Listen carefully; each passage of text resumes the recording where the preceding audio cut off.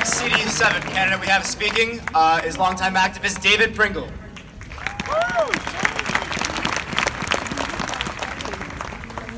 This crowd is incredible. I was in Union Township this morning for a similar rally, also 1,000 people. I heard at the same time in Westfield, 1,000 people. All three places are in the 7th District. Valentine's Day will never be the same, will it? It's changed us. Valentine's Day, what does that say about our country? These kids are incredible. I think they should actually be, no offense to Gotham or Peter or me, but they should be running for Congress. Except they're kind of busy. There's a sign over here that says, I should be writing my college essay, not my will. Another one. How old are you, son? Your son? How old are you? 12. A 12-year-old has to hold a sign saying, fear has no place in our schools. What kind of country is that? I'm running for Congress, and that gives me a platform. And we should be talking about a lot of things. We shouldn't have to be talking about common decency and sanity, but that's where we are in this country today. When I was in Union this morning, I was walking with my daughter and my wife, and I turned around at one point and looked at the crowd. It was like this crowd, incredibly powerful, incredibly diverse, nice blue sky. There were a couple white clouds this morning, nice yellow sun. In the background, in the foreground was even more beautiful flags, red, white, and blue like that one. And I started crying. I started crying during Imagine. We're there. Thank you for that. Incredibly mixed emotions here. Power. There's power in this room. There's frustration. There's weakness because we have this fear. There's power. We can make the difference. But what does it say? What wonderful country we are that we can do this. What a horrible country we are that we have to do this.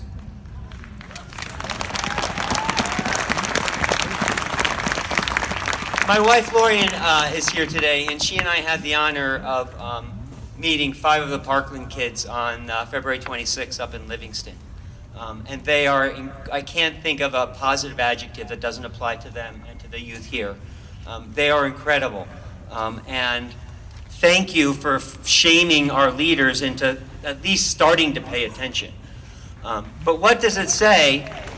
That our leaders need that they're acting like children, and our children need to be the leaders. But thank you for leading.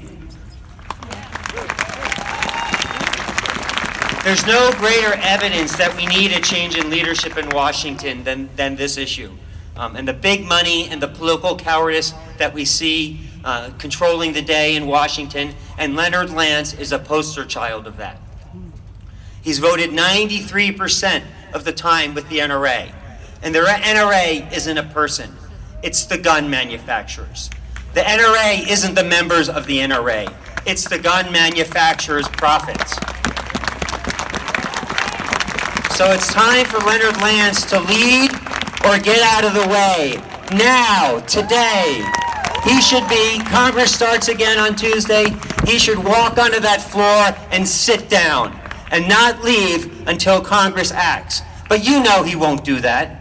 He should sit there and stay until he gets arrested or they act, but he won't. So we have to do our job. All of you have to vote. And you know what? I bet you less than 50% of you voted in the last governor's election. And that's not acceptable. Shame on you. Vote. Every single one of you. Get everyone in your family to vote. In the primary, less than half of you will vote.